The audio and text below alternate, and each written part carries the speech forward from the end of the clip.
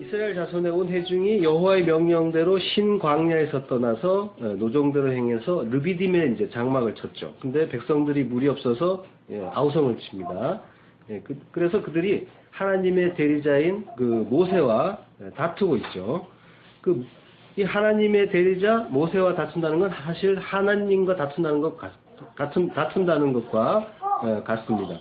물론 이제 여기서 모세는 예수 그리스도의 모형이에요. 흔히 이제 우리가 교회를 다니면서 목사님들을 이제 그 하나님의 대리자로 이렇게 생각하기도 하는데 그런 건 아니고 그냥 지체 중에 그 말씀 스피커의 역할을 맡은 같은 우리 성도 중에 같은 지체라고 보시면 돼요. 너무 그에 대해서 너무 이렇게 경외감을 갖거나 할 필요는 없습니다. 하나님 은혜로 어린 양의 희생으로 출애굽한 그 이스라엘은 교회라고 했죠. 교회고 교회는 또 우리입니다. 건물이 교회가 아니라 우리 그 약속의 땅은 성도의 안에 있는 거예요. 거기가 교회고 약속의 땅이어야 합니다. 근데 그 교회를 그 건물로 이해하게 되면은 겨우 이 주일 성수하는 그날 주일에만 잠깐 거룩했다가 바로 나오면서 다 털어버리고 주차장에 거룩 다 떨어뜨리고 은혜 떨어뜨리고 나와서 세상에서 똑같이 살게 되죠. 그렇지만은 이거는 오해했기 때문이고요. 교회는 성도 한 사람 한 사람 그리고 그가 약속의 땅인 겁니다. 성경에서 말하는 그 가나안 땅, 약속의 땅은 천국의 모형이면서 이 땅에서 이루어지는 그 천국, 하나님 나라, 성도를 이야기하고 있는 거예요. 그래서 성도는 이 땅에서 반드시 하나님 나라를 이루어야 하는 겁니다. 내 안에 하나님과 함께 동행을 해야 하는 거예요. 그래서 그 나라, 천국이 여기에서 이루어져야 하는 겁니다.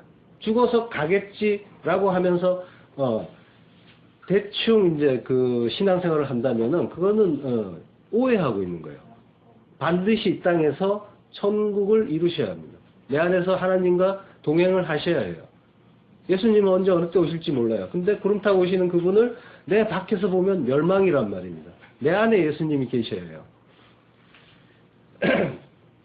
자, 우리는 일상 속에서 내 유익과 관련해서 하나님을 수시로 이렇게 대적을 합니다. 분명히 출애굽의 그 은혜, 홍해를 가르고 애굽 그 군대들을 다 이렇게 멸절시키면서 구원하신 그 은혜를 보았는데 눈으로 목도했는데 그렇지만 금방 하나님을 원망하고 다투고 있는 거죠. 2000년 전에 예수님이 하나님이 성육신 하셔서 직접 오셨죠. 예수님이. 그때도 이스라엘 교회입니다. 우리가 예수님을 주는 그리스도시요 살아계신 하나님의 아들입니다 라고 고백을 하면서도 내 일상, 내 세상살이를 만족시켜주지 못할 때 그때 우리는 여지없이 하나님을 대적하고 다투었습니다. 그리고 하나님을 야단치기까지 했어요. 하나님을 야단친 이야기가 마태복음에 나옵니다. 베드로가 마태복음 16장 22절 베드로가 예수를 붙들고 간하여 가로되 주여 그리 마옵소서 이 일이 결코 주에게 미치지 아니하리이다. 자, 여기서 야단쳤다는 말은 없죠. 근데 야단을 쳤습니다. 여기서 말한 그 간하여 가로되라는 말은 원어로 보면요 에피타메오라고 합니다. 에피타메오.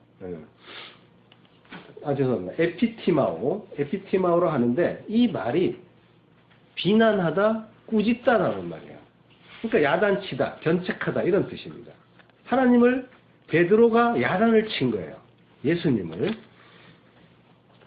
이때 그 예수님이 왜 베드로에게 야단을 맞았습니까? 바로 여기는 지금 어디서 지금 이 일이 벌어졌냐면 가이사랴 빌립보라는 곳에서 이루어졌어요. 이 일이. 이 가이사랴 빌립보에서는 무슨 일이 있었냐면 베드로가 신앙 고백, 위대한 신앙 고백을 한 곳입니다. 주는 그리스도시요 살아계신 하나님의 아들입니다 라고 신앙 고백을, 위대한 신앙 고백을 하고 예수님은 그 반석 위에 교회를 세우겠다라고 하셨어요. 축복을 하셨는데 바로 그 같은 장에서 바로 그 일이 벌어진 곳에서 지금 베드로가 예수님을 꾸짖어요. 야단칩니다. 에피티마오. 근데 이 일은 무엇 때문에 베드로가 이런 그 야단을 치느냐면요. 21절 바로 앞절에 보면요. 이때로부터 예수 그리스도께서 자기가 예루살렘에 올라가서 장로들과 대제사장들과 서기관들에게 많은 고난을 받고 죽임을 당하고 제3일에 살아나야 할 것을 제자들에게 비로소 가르치시니 라고 됐죠. 그러니까 예수님이 이 땅에 오신 목적은 고난을 받고 죽임을 당하고 제3일에 살아나는 것입니다. 근데 그걸 지금 가르쳐 주니까 이 난리를 치는 거예요. 방금 주는 그리스도시요 살아계신 하나님의 아들이십니다 라고 해놓고는 내 나라는 여기가 아니고 나는 십자가에 달려 죽을 거다. 그렇게 너희를 구원할 거야. 나는 그래서 온 거야. 라고 하니까 막 야단을 치면서 죽으면 안 된다고 하는 겁니다. 그러니까 예수님 죽으시면 안 돼요 하는 거는 뭔가 기특한 행위 같아요. 예수님. 그 인간적으로 보면. 그렇지만 하나님의 뜻을 깨닫지 못하고 사실은 그 하나님을 생각한다. 예수님을 생각하는 척하지만 그 속에는 뭐가 있습니까? 내 유익이 들어있는 거예요. 내 일상에 대한 이익과 유익이 그 안에는 들어있는 겁니다. 그러니까 인간의 행위는 아무리 착하고 기특하다고 해도 하나님의 뜻과 관계가 없다면 그거는 악행을 하고 있는 거예요. 그걸 알아야 됩니다. 죽으면 안 된다. 인간적입니다. 생명을 귀하게 여기는 휴머니즘의 발로처럼 보이죠. 그렇지만 그 중심은 언제나 내 유익입니다. 내가 그동안 고생한 게 얼만데 평생을 바쳐서 신앙생활하고 헌금 내고 11조 내고 봉사하고 단기 선교 가고 얼마나 힘들게 당신을 섬겨왔는데 이제 이 세상에서 나를 높여서 영의정 만들고 우의정 만들고 좌의정 만들어줘야지 그냥 죽어버리면 어떻게 하느냐 하면서 하나님을 야단치는 겁니다. 말이 되는 소리를 해야지 그냥 가면 어떻게 하겠다는 거냐. 나를 이 땅에서 높여줘야지. 지금 이 얘기하는 거예요. 그때 예수님이 뭐라고 합니까? 사탄아 내 뒤로 물러가라 라고 하시죠. 너는 나를 넘어지게 하는 자로다. 그러니까 하나님의 일을 생각하지 않고 사람의 일을 생각한다고. 그게 사탄의 일입니다. 사탄의 일이 다른 게 아니에요. 하나님의 일을 생각하지 않는 모든 것이 하나님을 대적하는 일입니다. 사탄이라고 했죠. 대적자. 사타나스. 대적자라 뜻입니다. 그러니까 하나님의 일을 생각하지 않는 게 하나님의 일을 생각하지 않고 사람의 일을 생각하는 게 사탄이에요. 사탄의 일이에요. 하나님을 대적하는 일이란 말이에요. 그걸 분명하게 이해하셔야 됩니다. 그러니까 인간적인 생각으로 뭔가를 열심히 잘 착하게 그 착하게라는 그 규정을 누가 했냔 말이에요. 하나님과 관계없는 착한 거는 인간들끼리 합의한 착한 거예요. 그래서 사실 그 기독교인들 이외에 무슨 불교인들이나 다른 종교인들도 충분히 오히려 기독교인들보다 더 착한 일들을 많이 해요. 보면은 뭐 구제도 잘하고 성금도 잘 내고 헌금도 잘하고 이렇게 그 이웃을 돕는 그런 행위들을 많이 하는데 그게 하나님의 뜻과 관계없다면 그거는 사탄의 일이라는 거예요. 분명히 알아야 됩니다. 넘어지게 하는 자라고 하죠. 스칸달론이랍니다. 걸려서 넘어지게 하는 장애물, 함정, 죄로 이끄는 유혹 이런 말. 이 말이 이제 영어로 가서 스캔들이 되는데요. 자, 죄로 이끄는 유혹. 이거 뭡니까? 여러 가지 많은 죄가 있지만 진짜 죄. 하마르티아라고 했죠. 그 하타의 죄, 하마르티아의 죄. 그 관역이 빗나간 그 죄. 선악과를 먹고 스스로 하나님이 되어서 판단의 주체가 되어 모든 일을 자기 소견에 옳은 대로 행하는 것. 이것이 죄인 겁니다. 그러니까 착하다고 하는 것도 자기 소견으로 판단해서 착한 일이 되는 거예요. 그러니까 선과 악의 개념은 우리 인간들끼리 합의하면은 그거는 정답이 없는 겁니다. 김일성도 북쪽에서는 옳은 선이 되는 거란 말입니다. 김일성, 김정일도 거기에서는 너무나 사랑을 받고 숭배를 받고 하는 그런 선의 존재예요. 그러니까 선은 인간들끼리 정하는 것들은 의미가 없는 겁니다. 하나님이 거짓말 하라면 그것이 선인 거고, 거짓말 하는 것이 선인 거고, 지난주에 했죠. 그리고 갓난아이까지 다 죽이라고 하면 다 죽이는 것이 선인 거예요. 인간의 판단은 의미가 없는 겁니다. 예, 사사기에서 보면 이스라엘이 늘 자기 소견에 옳은 대로 행하다가 그게 원죄죠. 그 원죄를 짓다가 하나님이 보내신 회초리에 맞는 그런 장면들을 보게 되죠. 그 하나님이 미디안, 메소포타미아, 가나안 같은 이방 족속들을 이스라엘을 치는 회초리로 삼아서 이스라엘을 징책을 했던 겁니다. 잠언 13장 24절 초다를 참아 못하는 자는 그 자식을 미워함이라. 자식을 사랑하는 자는 근실이 징계하느니라. 예, 눈에 보이는 대로 보면은 자식 교육에 관한 말처럼 보입니다. 초달이라는 건 회초리를 이제 치는 걸 얘기해요. 그러니까 자식을 바른 길로 이제 인도하는 것은 회초리를 치는 게 맞아요. 맞는데 1차적으로는 그렇게 보이지만 이것도 역시 구원의 복음을 설명하고 있는 말입니다. 예, 그러니까 하나님이 그를 구원으로 인도하기 위해서 이스라엘을 회초리를 그 대적들을 회초리로 삼아서 그 징책하는, 징계하는 그런 장면들이 성경에 나오고 있죠. 그러니까 모두가 그 구원의 그 복음, 잠언도 지금 인간의 어떤 그런 지혜를 위한 말처럼 보여요. 그렇지만 그거는 다 구원의 복음입니다. 예수 얘기하고 있는 거예요. 반드시 그 안에는 예수님이 거짓말한 게 아니라면, 예수님이 하나님이시고 거짓말한 게 아니라는 걸 믿는다면 예수님이 나에 대해서 증거한 거라고 했잖아요. 그죠? 그러니까 성경 속에서 이 예수님의 어떤 그런 뜻이 어떻게 나타나고 있는가, 거기서 예수를 어떻게 설명하고 있는가, 하나님의 구원의 복음이 어떻게 나타나고 있는가, 여기에 창념해서 찾아야 하는 겁니다. 찾으면은 보여요. 하나님이 눈과 귀를 열어주시면 그걸로만 보인단 말이에요. 성경은 무슨 생활을 위한 어떤 그런 지침서나 매뉴얼이 아닙니다.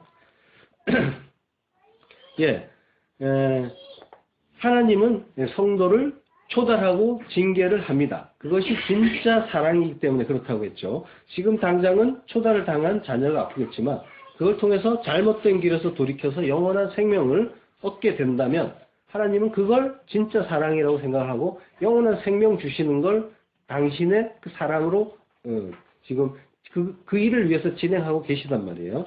당장 나를 기쁘게 해주지 않는다고 속상해할 필요가 없는 거예요. 그러니까 이 땅에서는 그래서 우리는 성도는 특별히 하나님의 자녀가 맞다면 초달을 당하게 되어 있는 겁니다. 그걸 이상하게 생각하지 마시기 바랍니다. 베드로가 지금 예수님을 넘어지게 하는 스칸달론, 사단의 일을 하고 꾸지람을 맞습니다. 그러니까 인간이 방금 그 위대한 신앙 고백을 했지만 분명히 그런 고백은 하나님이 아니시면 할 수가 없는 고백인데 우리가 이제 성도라고 하고 그리고 하나님의 성령을 받았다고 하지만 수시로 이런 그 사단의 하나님으로부터 사단이라고 야단을 맞을 수 있는 일을 할 수가 있어요. 그것도 우리가 어쩔 수 없이 그런 일을 한다는 것까지도 이해를 하셔야 됩니다. 예. 그렇지만 우리 하나님이 눈과 귀를 열어서 거기에서 돌이켜 나오는 겁니다. 자꾸 돌이켜 나오는 경험을 하게 되는 거예요. 베드로처럼 하나님의 일을 생각하지 않고 사람의 일을 우리가 수시로 생각하니까 이제 그런 상황으로 떨어집니다. 그렇지만 우리는 반드시 하나님의 뜻, 그 뜻만 생각하는 자로 나아가야 되는 겁니다. 인간적인 생각은 그럴듯하고 아름답게 보일지 모르지만 하나님의 뜻과 상관없다면 그거는 사단의 일입니다. 분명히 아셔야 합니다. 그래서 하나님을 믿지 않는 자들이 아무리 그럴듯하고 휴머니즘이 넘치는 헌신과 봉사를 하고 있다고 해도 그거는 죄입니다. 죄예요, 그게. 그래서 인간의 칭찬은 의미가 없는 겁니다. 하나님의 칭찬을 기대하셔야 돼요. 하나님의 뜻을 제대로 깨닫지 못했다면 일평생을 후죄와 그 선행을 했다고 해도 그거는 죄입니다. 고린도전서 13장 3절 내가 내게 있는 것으로 있는 모든 것으로 구제하고 또 내 몸을 불사르게 내어 줄지라도 사랑이 없으면 내게 아무 유익이 없느니라. 사랑이 없으면 아무것도 아니라는 겁니다. 그 사랑이 뭐예요? 하나님이 사랑이시잖아요. 그러니까 하나님의 그 뜻이 내 안에서 나와야 되는 거예요. 하나님 뜻이 나오려면요, 내 뜻 죽어야 되는 겁니다. 하나님이 내 안에서 일하실 때 그게 사랑이고요. 그리고 그걸 해야 유익이 있는 거지. 그 외에는 모든 것은 내가 하는 어떤 것도 다 의미가 없다는 겁니다. 그리고 이슬람 쪽에서 보면은 무슨 자살 특공대니 뭐 이런 사람들, 자기 몸을 막 이렇게 기꺼이 내놓는 사람들이 있죠. 그렇지만 그 사람들은 하나님과 관계없기 때문에 아무것도 아니라는 거예요. 자기 몸을 버린다고 할지라도, 그거는 의미가 없는 겁니다. 하나님과 관계없는 세상의 의인들은 많습니다. 그런데 진짜 하나님의 예수 그리스도와 십자가를 이해하고 따르겠다는 사람들은 많지가 않죠. 예수님이 달리신 그 골고다의 그 십자가 현장에서 증명이 됐어요. 아무리 그 길을 가고 싶어 하지, 아무도 그 길을 가고 싶어 하지 않아서 그 십자가를 외면하면서 모두가 다 달아나는 그 장면을 우리가 성경을 통해서 보았죠. 왜냐하면 그 길은 철저한 자기 부인과 자기 부정의 현장이었기 때문에 그렇습니다. 하나님께서 요구하시는 이 의는 완전한 그 자기 부인입니다. 그래야 하나님의 의가 부어질 수 있기 때문이죠. 그게 하늘나라 존재들의 존재 방식입니다. 그래서 하나님 절대 의존의 자리가 그 자리만 의의 자리가 되는 겁니다. 그렇지만 인간들의 의는 그 어떤 화려하고 아름다운 모양을 하고 있더라도 그 중심에는 뭐가 있냐면요. 자기가 있어요. 아무리 그 아름답고 그럴듯해 보여도 하나님이 아니면 그것은 자기를 위한 일이라는 겁니다. 그래서 바울은 그걸 율법의 의라고 불렀죠. 빌립보서 3장 16절. 그러나 나도 3장 4절. 그러나 나도 육체를 신뢰할 만하니 만일 누구든지 다른 이가 육체를 신뢰할 것이 있는 줄로 생각하면 나는 더욱 그러하리니 내가 8일 만에 할례를 받고 이스라엘의 족속이요 베냐민의 지파요 히브리인 중에 히브리인이요 율법으로는 바리새인이요 열심으로는 교회를 핍박하고 율법의 의로는 흠이 없는 자로다 라고 합니다. 사도 바울은 세상 사람들이 보기에 흠이 없는 의인이었습니다. 그런데 그 의가 율법의 의였다고 하는 겁니다. 그러니까 이 사람이 전혀 율법의 의로는 흠이 없고 히브리인 중에 히브리인이고 모든 그 율법의 행위를 다 했지만 다 지켰지만 그는 결국은 교회를 핍박하고 하나님을 대적하는 일을 했던 겁니다. 이런 그 율법의 의는 오늘날에는 그 교회에서 잘 볼 수가 있습니다. 특히 신앙생활에 연륜이 오래되고 열심히 있다고 하는 이들에게서 그런 일들이 많이 나타납니다.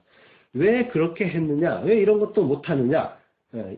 이 정도는 해야지 하면서 어떤 자기의 법으로 판단을 하는 거죠. 자기 눈에 들보는 보지 못하고 남의 눈에 있는 티를 열심히 잘 찾아서 지적을 하는 겁니다. 그러한 행위는 사실은 하나님을 대적하는 행위입니다.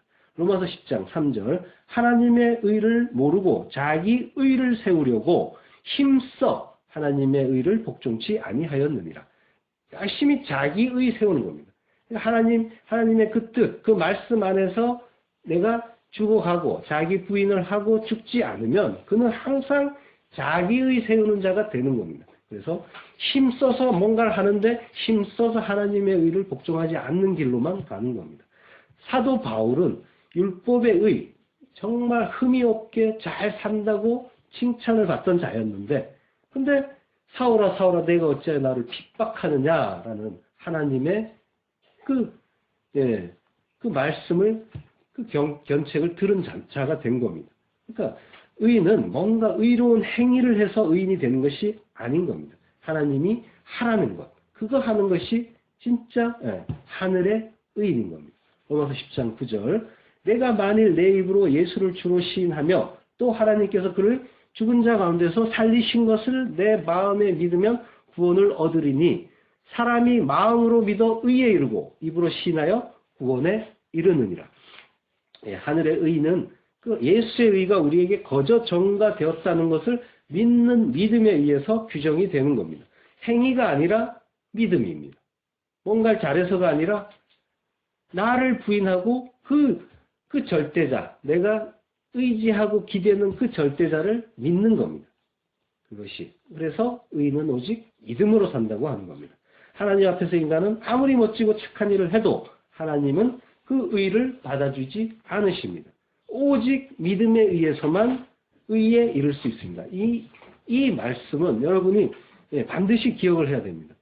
왜냐하면 대부분의 그 교회에서 뭔가 행위를 요구해요. 뭔가를 하고 잘하면은 신앙생활 잘 하는 거라고 하고 하나님께 칭찬을 받는다고 합니다. 그렇지만 하나님께 칭찬을 받는 행위는 없어요. 뭔가 해서 받을 수 있는 칭찬은 아무것도 없습니다.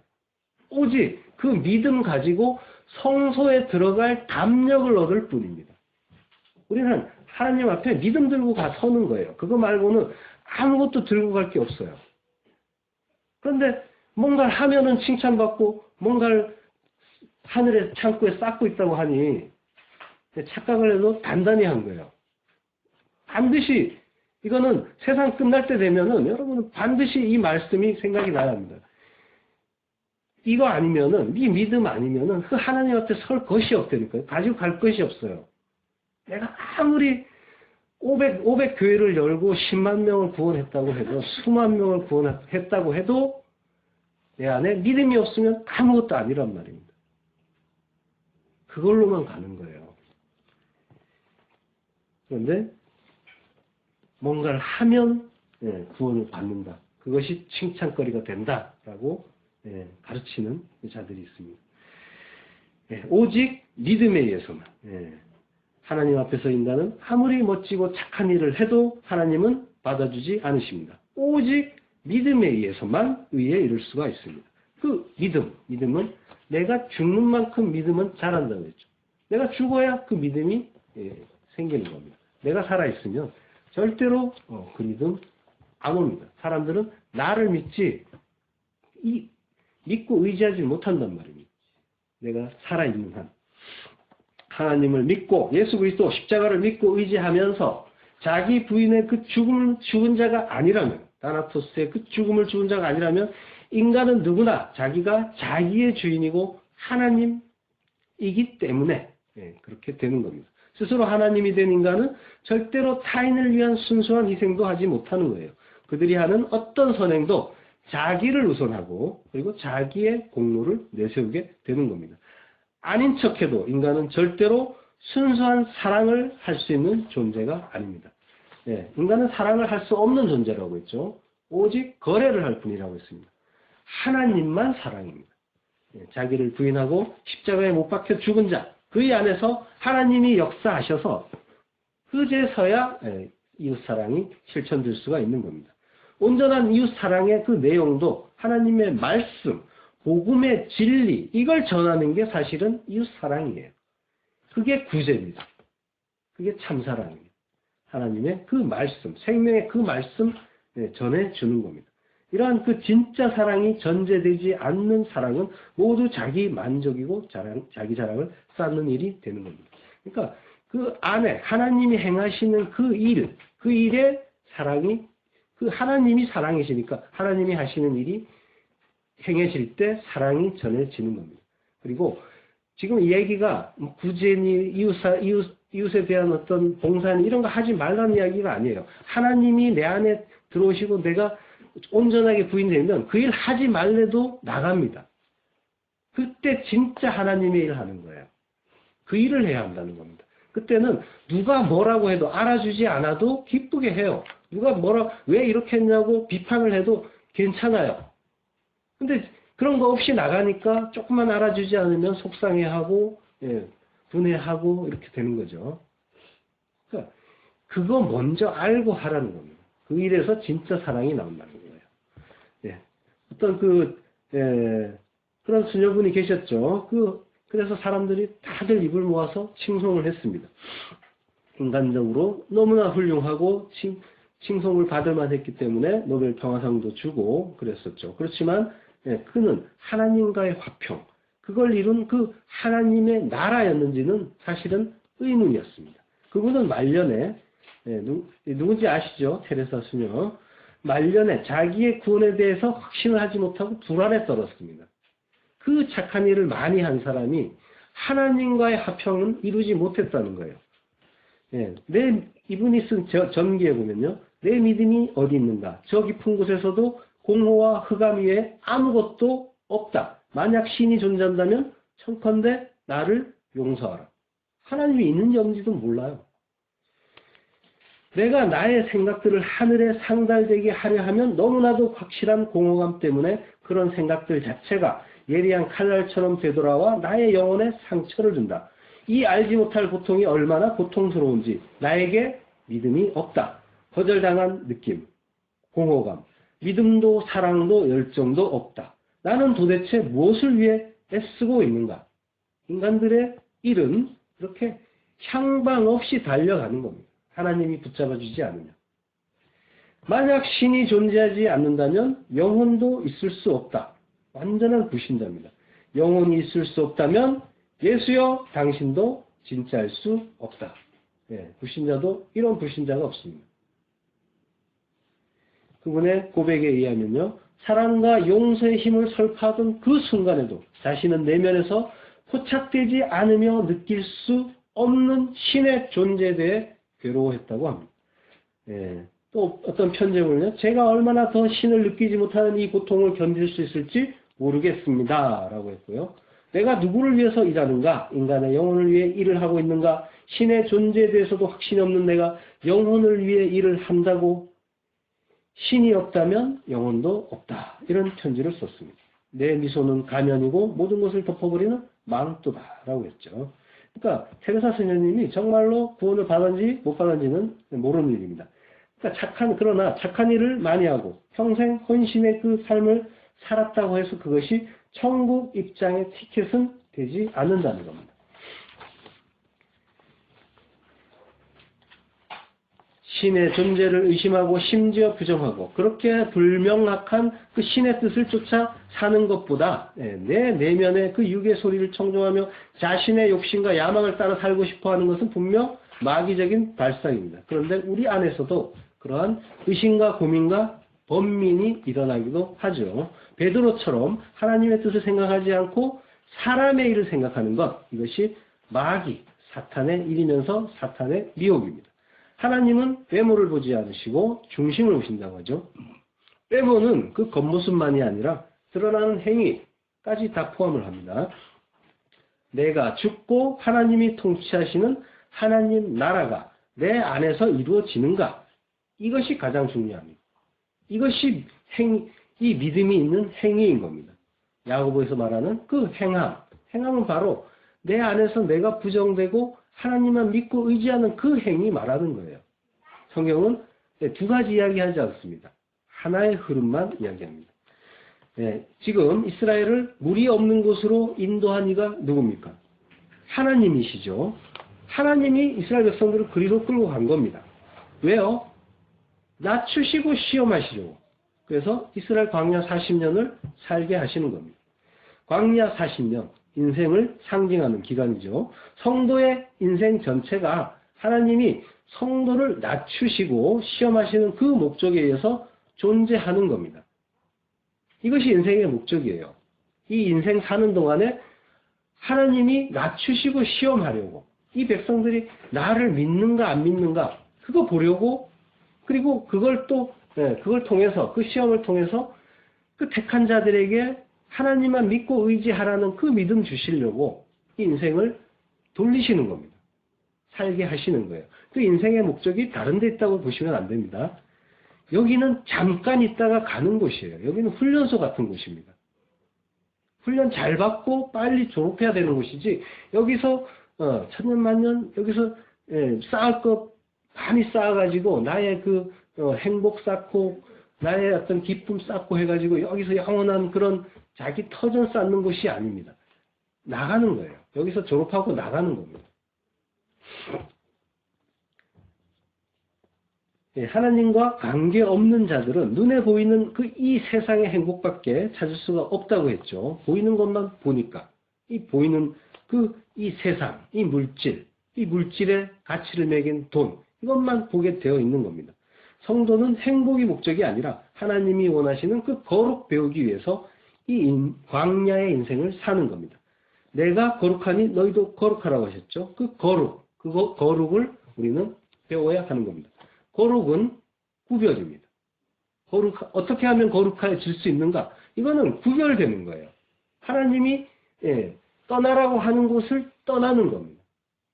그게 구별이고 그게 거룩입니다. 거룩하다는 말은 카다시라고 하는데요. 이게 성별되다라는 겁니다. 거룩하게 구별되는 것, 구별되는 것이 거룩입니다. 출애굽기 13장 2절에 보면요. 이스라엘 자손 중에 사람이나 짐승이나 물어나고 초태성은 다 거룩히 구별하여 내게 돌리라. 이는 내 것이니라 하시니라.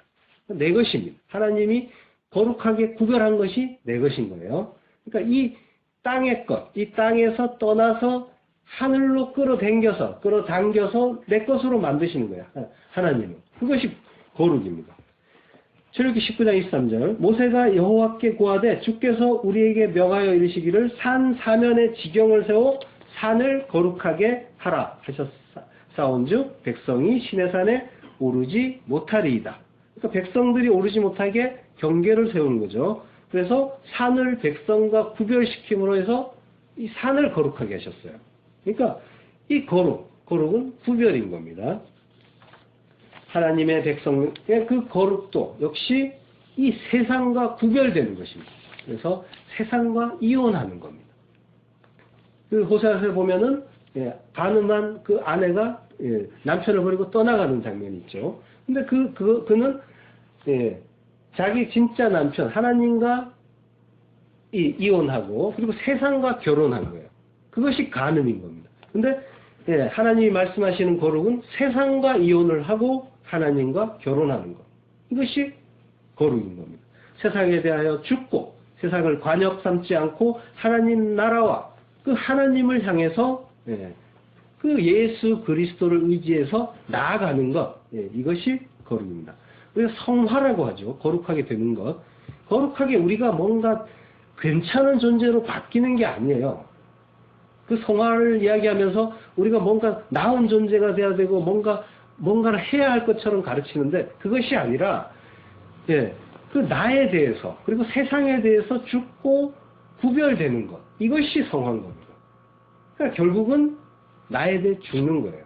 나에 대해 죽는다는 건 나의 어떤 가치관이나 이런 것까지 같이 죽는 게 되는 거죠. 그러니까 가치관 자체가 세상을 향했던 가치관이 하늘을 향하는 것. 그러니까 관역이 재설정돼서 회개, 메타노이아로 가고 이거 그 길을 향해서 나아가면 그는 성화가 되고 있다는 겁니다. 성화의 개념을 너무 어렵게 생각할 필요도 없습니다. 하나님이 교회로 하여금 이 광야 인생을 살게 하는 이유는 사람이 떡으로만 사는 것이 아니라 하나님의 말씀, 하나님의 입에서 나오는 모든 말씀으로 사는 줄을 알게 하려 한다고 하시죠. 그 말씀, 예수 그리스도, 그 예수 그리스도를 믿는 그 믿음으로만 산다는 말씀인 겁니다. 우리가 그래서 인생에서 줄이고 목마르는 경험을 하는 겁니다. 말씀으로만 산다는 걸 알기 위해서. 성도가 이 세상을 사는 목적이 바로 그걸 배우고 훈련하면서 예수 그리스도의 필연성, 예수가 나한테 없으면 안 된다, 나는 망한다, 이걸 몸으로 체휼하는 겁니다. 그래서 우리가 몸으로 깨닫게 하시고 하나님은 그걸 순복하게 만들어 가시는 거예요. 설득해 가는 과정인 겁니다. 설득이에요. 하나님이 오래 참으시면서 우리가 완성되시길 기다리시는 겁니다. 그 완성은 뭐라고 했습니까? 무트, 죽음이라고 했죠. 진리의 완성. 우리의 진리로 완성되는 건 죽음밖에 없는 겁니다. 내가 죽어야 완성이 되는 겁니다. 그것이 하나님의 뜻입니다. 그래서 완전히 죽은 자만이 그 절대자, 구세주, 메시아, 그리스도를 의지하게 되어 있는 거죠. 그만이 의지합니다. 그거 아니면은 절대로 의지하지 않습니다. 인간의 그 성향, 본성은 그렇게 강인해요. 아모스 8장 11절 주 여호와께서 가라사대 보라 날이 이를지라 내가 기근을 땅에 보내리니 양식이 없어 주림이 아니며 물이 없어 가람이 아니고 여호와의 말씀을 듣지 못한 기갈이라. 지금 이스라엘 백성들이 목이 말라 하죠. 광야에서 왜 목이 마릅니까? 바로 여호와의 말씀을 듣지 못한 기갈 때문이라고 합니다. 그거 알라고. 역사 속에서 교회는 목마르고 줄인 경험을 하는 겁니다. 물론 실제적으로 광야에서 목이 마르겠죠. 하지만 하나님이 진짜 그 목마름, 그래서 나중에 예수님이 말씀해 주시잖아요. 목마른 자는 내게로 오라. 진짜 그 해갈은 나밖에 없다라고 그거 가르쳐 주시려고 그래서 성도는 이 광야에서 목이 말라야 되는 겁니다. 그 경험을 해야 되는 겁니다. 예, 본문 4절에서요. 모세가 여호와께 부르짖어 가로되 내가 이 백성에게 어떻게 하리까? 그들이 얼마 아니면 내게 돌질하겠나이다. 예, 모세가 직접 백성들과 싸우지 않고 하나님께 하소연을 하죠. 예수님도 고난을 당하실 때 하나님께 직접 하소연했다라고 베드로가 증언을 합니다. 베드로전서 2장 23절 욕을 받으시되 대신 욕하지 아니하시고 고난을 받으시되 위협하지 아니하시고 오직 공의로 심판하시는 자에게 부탁하시며 라고 합니다. 그러니까 예수님이 순환을 받으실 때 직접 대응하지 않고 오직 공의로 심판하시는 그 하나님께 의뢰했다는 겁니다. 왜냐하면요. 신명기 32장 35절 보수는 내 것이라 복수는 나의 것이라는 겁니다. 그들의 실족할 그때에 갚으리로다. 그들의 환난의 날이 가까우니 당할 그 일이 속히 임하리로다. 예, 성도는 악을 악으로 욕을 욕으로 갚는 것이 아니라 복수는 하나님께 맡기고 도리어 축복하라고 하시죠. 예, 모세가 여호와께 부르짖어 가로되 부르짖다고 합니다. 부르짖는다. 모세가 괴로워서 차크 소리치고 부르짖고 호소한다는 뜻이죠. 이 차크란 말은 얼마나 괴로운지 창세기 4장 10절에 보면요. 가라사대 내가 무엇을 하였느냐 내 아우의 핏소리가 땅에서부터 내게 호소하느니라. 차크한다고 합니다. 죽은 아벨의 피가 하나님께 호소할 때 이 차크란 말이 쓰였습니다. 굉장히 모세가 괴로워했다는 거죠. 내가 이 백성에게 어떻게 하리까? 그들이 내게 돌질하겠나이다 합니다. 그러니까 이 백성들은 누굽니까? 이스라엘이고 교회입니다. 수시로 하나님이 보낸 그 선지자들을 돌로 쳐 죽였죠. 성경에는 돌로 치는 이야기가 많이 나옵니다. 오늘 주제가 반석이죠. 그 반석으로 반석에 나타나는 그 예수 그리스도를 우리가 공부하고 있는데요. 성경에 보면 돌로 쳐서 죽이라는 말이 많이 나옵니다. 이 돌의 그 이미지, 돌의 그 의미가 예수를 설명하고 있어요. 그러니까 성경에서 여러 가지 방식으로 예수님을 설명해 주시죠. 뭐 어린 양이라고도 하고 생명의 떡, 생명의 물이라는 그런 걸로도 설명을 해주시고 또 돌로도 설명을 하죠.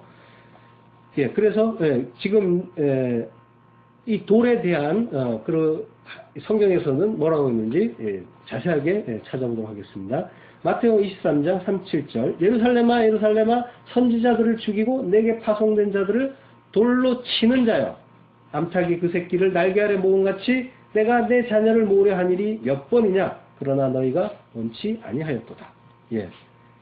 이 예루살렘 이 예루살렘은 이스라엘을 얘기하는 거고요. 택한 백성들 그들이 하나님의 참 뜻을 깨닫지 못해서 엉뚱한 곳으로 가고 있기 때문에 하나님이 선지자를 또 보내시죠. 근데 그 선지자는 하나님의 뜻을 가지고 온 자들이에요. 근데 그들을 이스라엘은 알아먹지 못하고 돌로 쳐서 죽였다는 겁니다. 우리가 하나님의 택한 교회고 이스라엘이에요. 근데 하나님의 뜻을 알지 못하고 하나님을 거절하고 있잖아요. 그게 하나님을 대적하는 일이고 예수 죽이는 일이고 그리고 선지자를 죽이는 것과 같은 일인 겁니다. 우리가 죽이고 있는 거예요. 하나님의 뜻을 온전하게 깨닫지 못해서 그래서 예수님도 돌로 쳐서 죽이려고 했죠. 우리가 요한복음 8장 59절 저희가 돌을 들어 치려 하거늘 예수께서 숨어 성전에서 나가시니라. 이스라엘 근대 백성들이 왜 죄인들을 돌로 쳐서 죽입니까? 율법에서 우상 섬기는 자들, 범죄한 자들 이들을 하나님이 돌로 쳐서 죽이라고 가르쳐 주셨죠. 레위기 10장 2절 무릇 그가 이스라엘 자손이든지 이스라엘에 의거한 타국인이든지 그 자식을 몰렉에게 주거든 반드시 죽이되 그 지방 사람이 돌로 칠 것이요. 돌로 쳐서 죽이라고 합니다. 그러니까 우상을 섬기는 자들. 그리고 레위기 20장 27절 남자나 여자가 신접하거나 박수가 되거든 반드시 죽일지니 곧 돌로 쳐 그들을 치라. 그 피가 자기들에게 돌아가리라. 우상 숭배자들을 그 돌로 쳐서 죽이라고 합니다.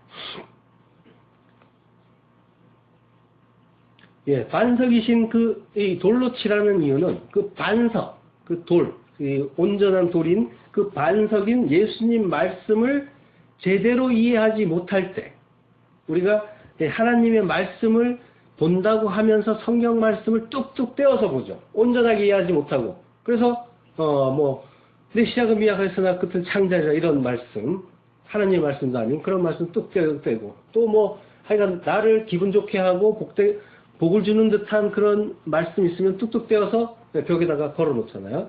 그러니까 말씀을 온전하게 하나로 이해하지 못하고 뚝뚝 떼어서 보면 그게 이 돌로 쳐서 죽이는 그 돌이 되는 겁니다. 예. 그러니까 하나님을 인정하는 그 이스라엘이 조각난 말씀, 돌덩이로 결국은 뭘 하는 거예요? 이 말씀, 원래 말씀은 살리는 말씀인데, 생명을 살리는 말씀인데, 그걸 떼서 보니까 어떻게 돼요? 돌이 되고 율법이 되는 거예요. 그래서 결국은 뭐예요? 사람을 죽이는 데 쓰더라는 겁니다. 생명을 살리지 못하고 오히려 죽이는데 쓰는 그런 말이 된다는 겁니다. 그게 돌로 사람을 치는 그 일이라는 걸 가르쳐 주시는 겁니다. 그러니까 온전한 말씀이 되어야 하는데, 그게 생명의 말씀이 되는데, 뚝뚝 떼어서 보면 결국은 죽이는 율법, 이것이 된다는 겁니다. 이스라엘 나쁜 놈들 할 것이 아닙니다. 우리가 그 이스라엘인 겁니다. 우리가 뚝뚝 떼어서 다른 말씀, 그 오해된 말씀 조각들로 그 돌덩이를 양손에 들고 끊임없이 타인을 정죄하고 자기 의를 만족시키는 자로 살고 있는 겁니다. 다른 이를 돌로 치는 그 행위로 적어도 나는 그 죄 짓지 않았다 하는 그 자랑하고 안도하고 있는 겁니다. 그래서 선악과를 먹은 아담과 하와가 하나님을 피해서 나무 뒤에 숨는데 그 나무가 바로 선악과 나무입니다. 그러니까 나무 사이에 숨는다고 하는데 그 나무는 단수예요. 나무 가운데 숨는 거예요. 타베크. 나무 가운데 숨은 걸 나무 사이에 숨었다라고 해석을 해놨는데 나무는 하나입니다. 선악과 나무에 숨은 거예요. 선악과 나무 뒤에 숨어서 뭘 하느냐? 선과 악을 가르는 겁니다.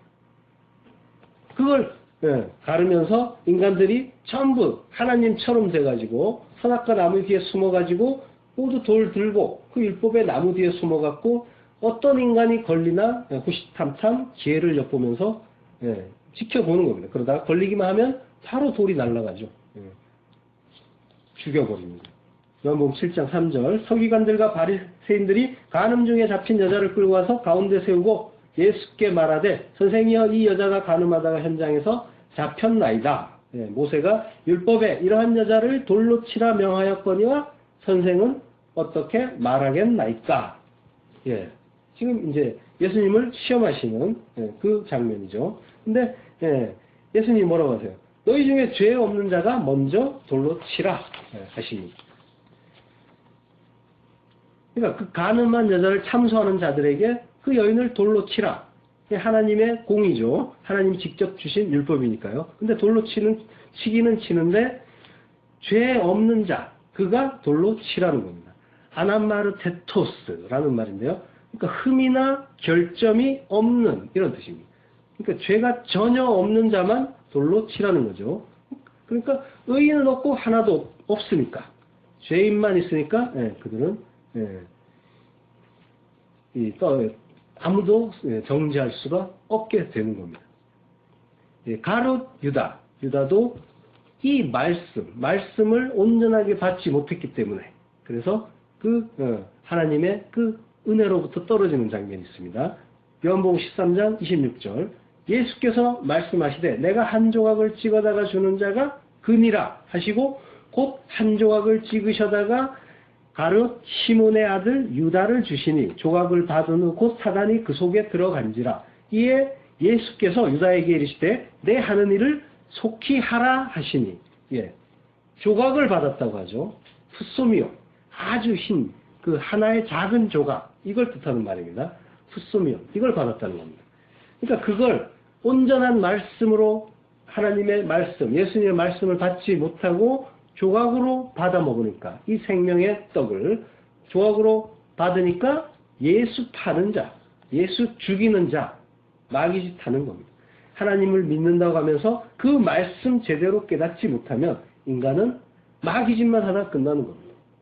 예수님을 열심히 따라다녔는데 그 말씀 제대로 몰라가지고 한 조각, 그 부스러기 먹었더니 예수 타는 자가 되더라는 겁니다. 우리에게 하는 거예요. 가라앉으다 나쁜 놈 이럴 것이 아닙니다. 성경 인물은 항상 나로 보셔야 돼요. 내가 그 죄인이고 그 마귀짓 하는 자인 겁니다. 말씀을 온전한 그 반석으로 받고 그 위에 그 성전, 그 집을 지어야 하는 겁니다. 말씀을 온전하게 받지 못하고 띄엄띄엄 보면 내 마음에 드는 부분만 뚝뚝 떼서 부분적으로 부적처럼 받게 되고 그렇게 되면 그 말씀은 작은 조각이고 돌덩인 겁니다. 그때는 그걸로 결국 할 수 있는 일이 다른 사람 때려잡는 일밖에 못한다는 겁니다. 율법입니다. 율법의 행위만 하는 겁니다. 하나님 말씀 그래서 온전하게 바르게 깨달아야 하는 겁니다. 본문 6절에서요. 내가 거기서 호렙산 반석 위에 너를 대하여 서리니 너는 반석을 치라 라고 하시죠. 그것에서 물이 나리니 백성이 마시리라. 모세가 이스라엘 장로들의 목전에서 그대로 행하니라. 예, 반석을 치라고 하십니다. 예, 성경은 계속 이제 그 예수님을 돌이라는 그런 표현을 쓰죠. 뜨인 돌, 산돌, 모퉁이 돌, 거치는 돌, 예, 뭐 구원의 반석 이렇게 반석으로 표현을 합니다. 예, 시편 95편 1절 오라 우리가 여호와께 노래하며 우리 구원의 반석을 향하여 즐거이 부르자. 예수님을 표현하는 말입니다. 우리 구원의 반석. 하나님이 우리 구원의 반석이라는 거예요. 그리고 그 반석이라는 표현은 계속 또 예수님께 향하고 있죠. 우리 구원의 반석, 예수 그리스도입니다. 사무엘상 7장 12절에 보면요. 사무엘이 돌을 쳐여 미스바와 센 사이에 세워 가로되 여호와께서 여기까지 우리를 도우셨다 하고 그 이름을 에벤에셀이라 하니라. 예, 에벤에셀이라는 말은요. 도움의 돌이라는 말입니다. 도움의 반석, 예수 그리스도십니다. 그 반석이신 예수가 이 땅에 오셔서 떡이 되어 죽으셔서 우리에게 떡으로 먹여지는 것, 이것이 십자가입니다. 누가복음 4장 3절 마귀가 가로되 내가 만일 하나님의 아들이어든 이 돌들에게 명하여 떡덩이가 되게 하라. 예, 마귀가 그 십자가 이야기, 성경 그 전체를 하나로 축약한 것, 이걸 축약을 해서 예수님께 들이대는 겁니다. 돌로 떡이 되게 하라. 이 맞는 이야기입니다. 사실은. 근데 그 목적이 살짝 바뀌어 있죠. 이 사단의 미혹은 항상 이렇습니다. 하나님의 말씀을 하는 것 같아요. 근데 거기서 살짝 트는 겁니다. 에덴에서도 뱀이 그렇게 했죠. 근데 지금 이제 마귀는 누구를 위해서, 무엇을 위해서 하느냐 하면 바로 너를 위해서 하라고 하는 겁니다. 그러니까 하나님 나라와 하나님의 의를 위해서 하는 것이 아니라 목적지를 살짝 바꿔서 너를 위해서 하라고 합니다. 그게 하나님이 기뻐하는 바다라고 그 미혹을 하는 거죠. 신명기 17장 5절 또 거기서 내 하나님 여호와를 위하여 단 곧 돌단을 쌓되 그것에 철기를 대지 말지니라. 철기를 대지 말라고 하죠. 그러니까 철기, 사람이 그 만든 것인데 그걸로 사람의 어떤 노력 행위로 그 하나님의 말씀, 그 예수 그리스도의 그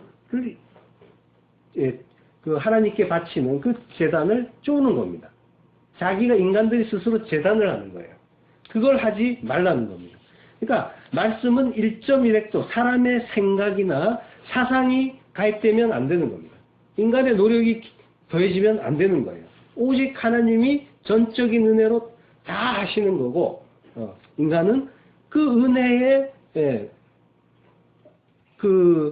감사히 받는 존재인 거지 하나님을 도와서 뭔가 그럴듯한 행위를 할 수 있는 존재가 아닌 겁니다. 인간에게 어쩌다 나타나는 그 기특한 행위는 하나님이 하시는 거지 우리 도구로 해서 그게 우리의 행위는 아닌 거예요. 베드로가 그 위대한 신앙 고백을 하고 금방 마귀를 타는 거기에서 그 장면을 보시면서 나를 믿지 마시기 바랍니다. 나는 하나님의 은혜가 아니면 금방 마귀짓 하는 존재라는 거예요. 인간의 생각이나 인간의 학문으로 성경을 풀려고 해서도 안 돼요. 말씀을. 성경이 그 이해나 도움을 위한 도구로 그런 것들 잠시 사용할 수는 있겠지만 그것 자체로 성경을 풀어보겠다 하는 것도 위험한 시도입니다. 성경은 하나의 뜻이 관통되고 있어요. 하나님의 구원입니다. 전적인 은혜의 그 구원의 복음이 관통되고 있어요. 하나로 흐르고 있습니다. 그래서 성경은 성경 자체로 충분히 다 이해가 되고 해석이 가능합니다. 굳이 다른 학문의 도움을 받을 필요가 없는 거죠. 자, 반석을 치라고 해요. 이 치라, 요것만 하고, 오늘은 반을 나눴습니다. 너무 길어서 요것만 하고 마칠게요. 반석을 치라, 낙하라고 합니다. 낙하는 치다, 때리다라는 뜻인데 죽이다라는 뜻도 있어요. 낙하. 그러니까 지금 하나님이 반석을 치라고 하는데 죽이라는 의미가 같이 들어있단 말이에요. 반석을, 돌을 치는데 죽이래요. 이게 뭐라는 겁니까? 예. 그러니까 이 낙하, 이 죽이기 위해서 때리고 치라는 거예요. 반석은 그러면 뭡니까? 예수 그리스도의 이 모형이라는 겁니다. 내 아들을 쳐서 죽여라. 성경은 계속 예수 얘기하고 있어요. 예수님은 죽기 위해서 이 땅에 오신 분이 맞는 겁니다. 그래서 하나님의 뜻 가운데서 이미 맞아 죽기로 작정이 되어 있었던 겁니다. 그걸 베드로가 오해하고 인간적인 생각으로 막았었던 거죠. 지금 하나님이 하나님의 그 은혜 주시려고 반석을 쳐서 죽이라고 하시는 겁니다. 반석을 쳐서 죽였더니 뭐가 나옵니까? 물이 나오죠. 생명의 물, 성령. 그 은혜로 우리가 사는 겁니다. 이 반석은 쳐서 죽이기로 작정이 되어 있었던 겁니다. 하나님의 뜻 가운데서. 그 반석이 순환을 당하고 죽음으로써 그 안에서 생명의 물이 나오고 이스라엘 백성들이 그걸 마시고 광야에서 사는 겁니다. 그거 배우는 겁니다. 인생에서. 기도하겠습니다.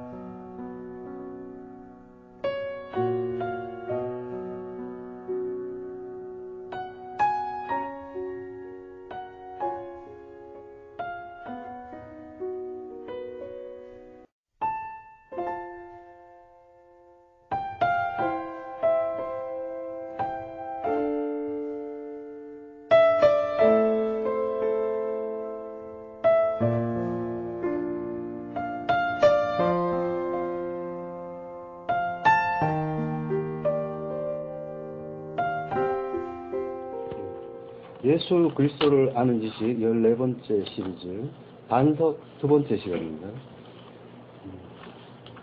우리는 지금 예수 그리스도를 아는 지식 시리즈를 공부하고 있죠. 이 시리즈를 통해서 우리는 이 성경이 모두 구원의 복음이라는 것을 그리고 그 구원을 설명하는 그 이야기를 하고 있다는 사실을 확인하고 있습니다. 성경이 다 그 구원의 복음, 예수 그리스도를 설명하고 있다. 그걸 회를 거듭할수록 하나하나씩 계속 확인해 나가고 있습니다. 이 세상에서 잘 되는 방법을 알려주는 것이 성경이고 기독교가 아닌 겁니다. 하나님은 그 구원의 그 언약을 설명하시기 위해서 우리에게 계명을 주시고 그 율법을 주시고 십계명을 그 문자로 주셨습니다. 그리고 그 계명을 모형으로 만들어서 가장 보기 좋은 동산 중앙 그 산에 두셨죠. 그게 바로 예루살렘 성전이었습니다.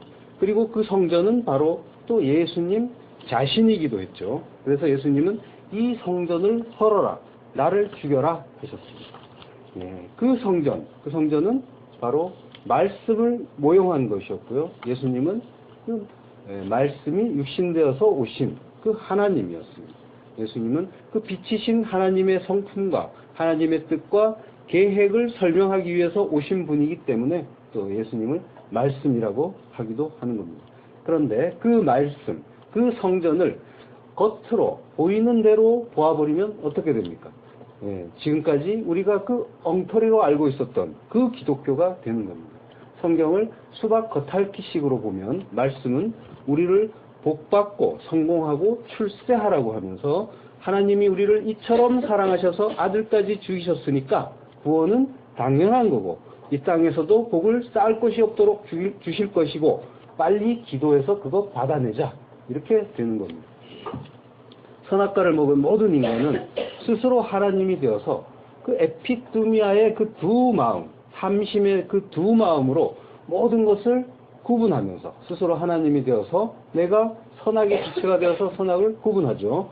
그래서 내 마음에 드는 것, 그것만 선택하면서 이게 선이야, 이게 나를 살리는 생명이야 하면서 그걸 끌어안고 살게 되는데 그게 죄라는 겁니다. 사실은 그 모든 것, 우리에게 주어진 그 모든 것이 하나님의 선하신 뜻 하나였습니다. 그걸 알지 못해서 우리는 뭐든지 둘로 갈라버렸던 겁니다. 그걸 바탈이라고 하는데요.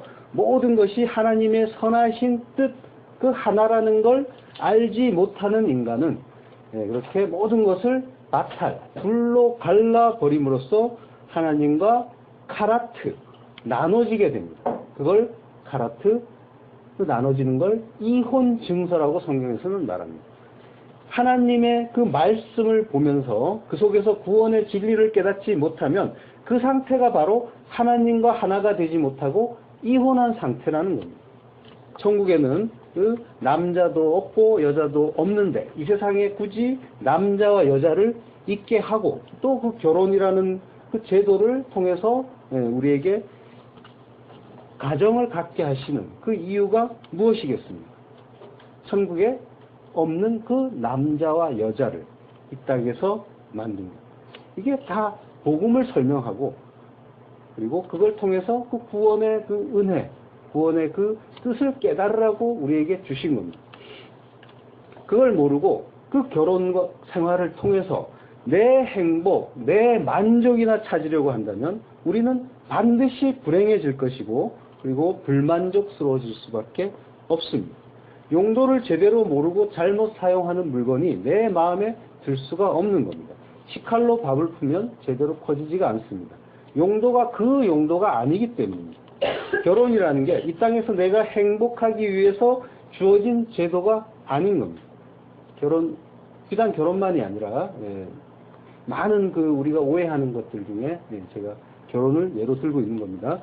구원의 복음을 알라고 그 용도로 우리에게 결혼이나 또는 자녀나 모든 인간관계, 모든 일들을 주신 겁니다. 그리고 세상, 그리고 태양과 달과 별, 모든 것이 다 구원을 설명한 겁니다.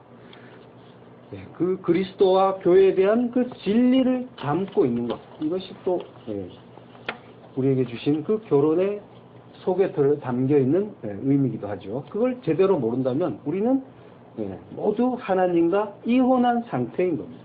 그러나 하나님 은혜로 그걸 알게 되어서 선악도 없고 어둠도 빛도 없는 그거 하나로 통일이 될 때 그걸 우리는 모노게네스라고 한다고 했죠. 그렇게 된 상태가 창조 질서가 회복된 상태, 보시기에 좋은 상태, 토부가 되는 겁니다. 선입니다. 이처럼 하나님의 그 말씀의 그 참뜻을 아느냐 모르느냐에 따라서 그 말씀이 그 말씀은 또 예수님이니까 그 예수님, 그 말씀이 구원의 피난처가 되기도 하고 또 이게 뭐야 맞나 하면서 그 말씀을 제대로 깨닫지 못할 때는 거치는 돌, 넘어지게 하는 스칸달론이 되는 겁니다. 그러니까 모두 하나인데 그걸 알아보느냐 못 알아보느냐에 따라서 알곡과 가라지로 그리고 양과 염소로 그리고 하나님 오른편과 왼편으로 갈리는 겁니다. 똑같은 말씀인데 어떤 이에게는 구원의 말씀이고 어떤 이에게는 멸망의 말씀이 되는 겁니다. 똑같은 책인데 어떤 이에게는 생명책이고 어떤 이에게는 심판의 책이 되는 겁니다. 똑같은 나무인데 어떤 이에게는 선악과 나무고 어떤 이에게는 생명나무가 되는 겁니다. 이것이 지금 예수님이 거치는 돌 걸리는 그 반석이라는 그 의미입니다. 오늘날 교회대에서 다 똑같은 성경책을 봅니다. 근데 어디서는 이게 우리를 잘되게 하는 생활 지침서다, 매뉴얼이다. 그러면서 이대로만 잘 지켜 행하면 하나님이 복 주신다 하고 있고요. 또 어디서는 그게 아니다. 성경은 이 세상의 복이 아니라 영원한 생명을 이야기하고 있다. 이 세상을 보지 말고 믿음의 눈으로 보이지 않는 그 나라를 봐야 한다. 자기를 비우고 죽여라. 십자가에 자기를 못 박아라. 너는 아무것도 아니다. 티끌이다. 죽은 흙이다. 하나님이 전부다. 회개하라. 회개하지 않으면 멸망이다. 이런 그 속 뒤집는 이야기, 뜬구름 잡는 이야기만 하는 겁니다. 그 나라는 믿음으로만 보이기 때문에 그 보이지 않는 그 눈으로 보면은 뜬구름 잡는 이야기가 될 수밖에 없는 겁니다. 도무지 대책이 없는 말 같기도 하고, 인간이 어떻게 하늘만 보면서 사느냐, 어떻게 하나님만 믿고 의지하면서 사느냐, 나도 뭔가를 해야 하지 않느냐, 어떻게 믿음으로만 사느냐 하면서 의아해하는 겁니다. 이 극명하게 차이나는 두 이야기가 다른 이야기가 아니라 하나의 책에서 나온 이야기입니다. 성경이라고 하는 그 똑같은 책에서 완전히 다른 이야기가 나오고 있는 겁니다. 성경을 겉핥기로 보느냐, 아니면 그 진위를 살피며 그 속까지 잘 들여다보느냐에 따라서 가는 길이 극과 극으로 갈리는 겁니다. 그 말씀, 그 예수가 거치는 돌, 그 유혹의 미끼가 됐습니다. 성경에 그 진위를 말해주면 공통된 반응이 있습니다. 어떤 이들은 크게 두 부류로 나뉘는데, 어떤 이들은 그게 기독교냐 하면서 놀라기도 하고 눈물을 글썽이기도 합니다. 그러면 나는 이제 어떻게 하느냐 하면서 그 반응하는 자들이 있는가 하면요, 또 어떤 이는 그런 소리 하지 말라, 그런 말 어디서 들었느냐, 너 이단 아니냐, 이러는 그런 반응이 있습니다. 이 생명의 책, 심판의 책, 선악과나무, 생명나무, 성전, 율법, 계명, 예수, 이것은 다 하나를 가리키는 말입니다. 어떻게 보느냐에 따라서 표현이 달라지는 겁니다. 모두 다 하나입니다. 지난 시간에 예수님을 그 야단친 그 베드로를 예수님이 스칸달론이라고 말씀하셨고요. 그 넘어지게 하는 자, 넘어지게 하는 장애물, 함정이라고 하셨는데요. 그 스칸달론은 오늘날 우리가 많이 쓰는 말입니다. 스캔들이라고 하죠. 이 말은 그리스 신화에서 나온 말입니다. 미의 여신 비너스가 남편인 그 대장장이신 헤파이토스의 그 눈을 피해서 군대신 아레스라고 하는데요. 로마 신화로 가면은 마르스가 됩니다. 금성이 마르스죠. 그 군신 아레스와 바람을 피우다가 그 남편인 헤파이토스가 설치해 놓은 그 그물에 두 사람이 벌거벗은 채로 사로잡힙니다. 그래서 둘은 허공에 매달리게 되고 다른 신들의 조롱거리가 되는데요. 여기에서 걸려들게 하다 하는 뜻의 그 동사 스칸달리조가 나오고, 그 스칸달리조에서 명사 스칸달론, 스캔들이 나온 겁니다. 물론 그 신들은, 그리스 로마 신화는 인간들이 자기들의 어떤 그런 소망이나 희망사항을 어떤 절대적인 그런 힘을 가진 자에게 투영시켜서 만든 그런 존재인 거지, 실제로 있는 건 아닌 거죠. 모든 인간에게 예수 그리스도는 그래서 걸림돌, 스칸달론이 되는 겁니다. 왜냐하면 그 하나님 나라, 보이지 않는 그 나라를 보는 눈이 하나님의 그 은혜 아니면은 도저히 열리지가 않기 때문에, 볼 수가 없기 때문에 예수 그리스도는 걸림돌, 스칸달론이 됐습니다. 그래서 예수님이 십자가에 달려서 돌아가실 때 그 예수님을 따르는 자가 아무도 없었던 거죠. 그러니까 모든 인간이 다 그 걸림돌에 넘어졌다, 스칸달론에 넘어졌다라고 할 수가 있는 겁니다. 나무 아래 달린 자마다 저주 아래 있다라고 하는데, 그 예수님이 그 나무에 달려 죽으니까 그리스도라고 하고 메시아라고 하는데 너무나 약하고 비천한 모습으로 죽어버리니까 인간은 도저히 그걸 이해할 수가 없었던 겁니다. 십자가는 천사들도 이해하기 어려운 스캔들이었습니다. 믿음의 눈으로 바라보지 못한다면 예수 그리스도와 십자가는 바로 스칸달로, 걸려 넘어지게 하는 장애물, 함정이 되는 겁니다. 이게 뭐야 도대체? 이게 무슨 구세주냐? 어떻게 이가 우리를 구원할 수 있느냐? 나는 못 믿겠다 하면서 떠나가는 겁니다. 로마서 9장 33절 기록된 바 보라 내가 부딪히는 돌과 거치는 반석을 시온에 두나니 저를 믿는 자는 부끄러움을 당치 아니하리라 함과 같으니라. 예, 하나님이 이 거치게 하는 그 돌, 부딪히는 돌을 시온에 두셨습니다. 예수님이 반석은 반석인데 바로 이 거치는 돌이고 부딪히는 돌인 겁니다. 이사야서 8장 14절 그가 거룩한 피할 곳이 되시리라. 그러나 이스라엘의 두 집에는 거치는 돌 걸리는 반석이 되실 것이며 예루살렘 거민에게는 함정 올무가 되시리니. 예, 이스라엘의 두 집 남유다 북이스라엘의 거치는 돌 네게프라고 하고요. 거치는 타격 재앙 이런 뜻입니다.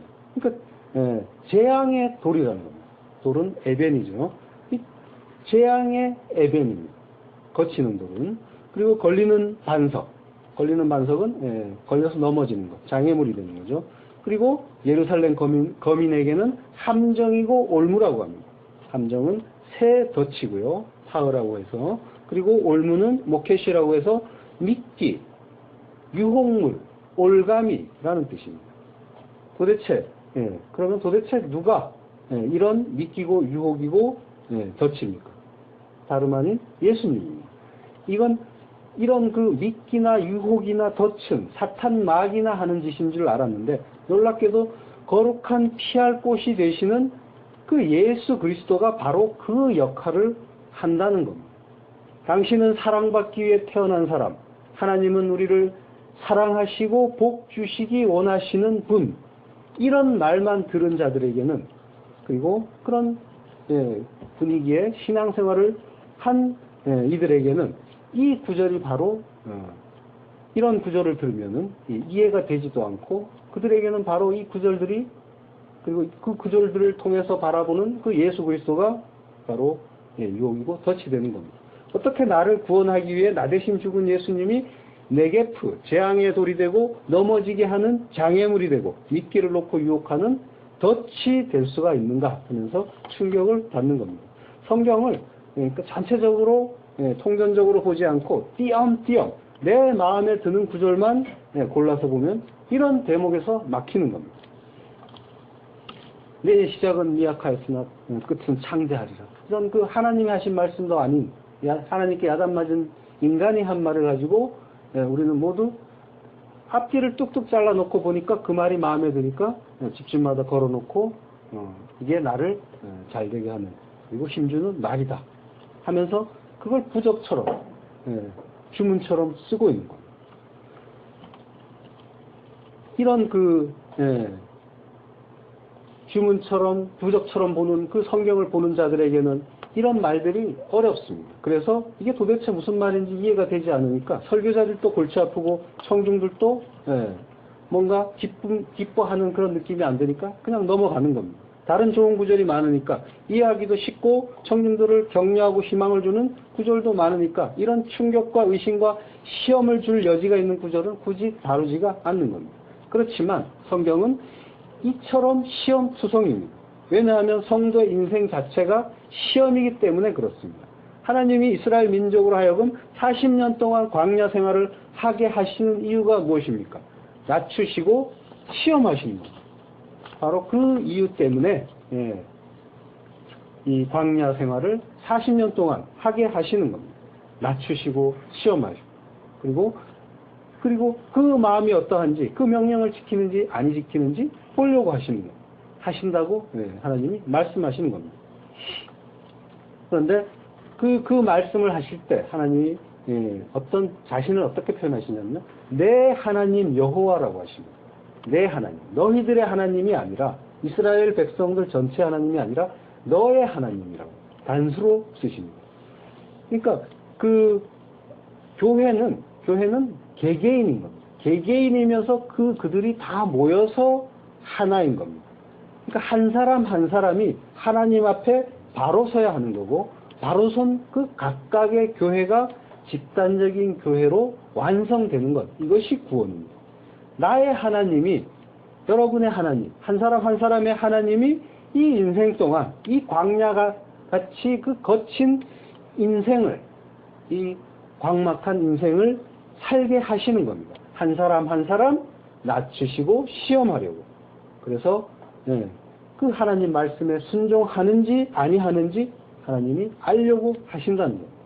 이사야서 28장 16절. 그러므로 주 여호와께서 가라사대 보라 내가 한 돌을 시온에 두어 기초를 삼았노니 곧 시험한 돌이요 귀하고 견고한 기초돌이라. 그것을 믿는 자는 급절하게 되지 아니하리로다. 하나님이 우리를 시험하려고 예수라는 돌 반석을 주셨습니다. 우리는 쉽게 예수님을 믿기가 어렵습니다. 왜냐하면 예수 그리스도는 이 세상, 내 생활, 내 일상의 축복자, 구원자가 아니라 보이지 않는 믿음의 나라, 영원의 그 나라를 위한 구원자이기 때문에 그렇습니다.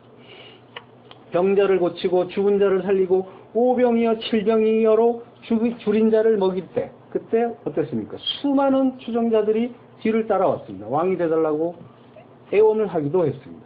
폭풍과 바다를 잠잠하게 하고 무리를 걷는 그 엄청난 능력을 보일 때 그들은 예수님께 매달리면서 왕이 되달라고 간청을 했습니다. 그분이 이 세상을 사는데 필요한 그 힘을 가지고 있었기 때문입니다. 그래서 로마의 압제에서 벗어나서 다윗 왕국을 회복할 이 세상 왕이다라고 이제 그들은 믿었던 겁니다. 다윗의 자손 예수여라는 그 호칭은 그러한 그 소원을 담고 있는 호칭이었습니다. 지금도 대부분의 교회에서는 이스라엘 백성들이 오해했던 그 예수를 믿고 있습니다. 세상에서 잘되게 도와주세요. 자식이 잘되게 해주시고 사업이 잘되게 해주시고 문제가 해결되게 해달라고 예수님을 부르짖습니다. 이것이 바로 거치는 돌, 부딪히는 반석, 시험하는 돌인 겁니다. 인간들이 온통 예수를 오해하면서 예수를 믿는다고 착각하면서 살고 있습니다. 그런데 안타깝지만 안타까워할 필요도 없습니다. 이것이 모두 하나님의 뜻이기 때문에 그렇습니다. 부딪히는 돌과 거치는 돌을 이 거치는 반석을 시온에 두신 분이 다름 아닌 하나님입니다. 그리고 이사야에게 너는 가서 그들의 눈과 귀를 가리라고 하셨던 분도 바로 하나님입니다. 이사야는 그 예수 그리스도의 그 모형입니다. 선지자의 모형. 모든 선지자는 예수로 비교이 됩니다. 그러니까 이 이사야에게 하신 그 말씀이 예수님께 하신 그 하나님이 주신 역할이었습니다. 우리는 하나님의 뜻이 무엇인지 잘 분별을 해야만 합니다.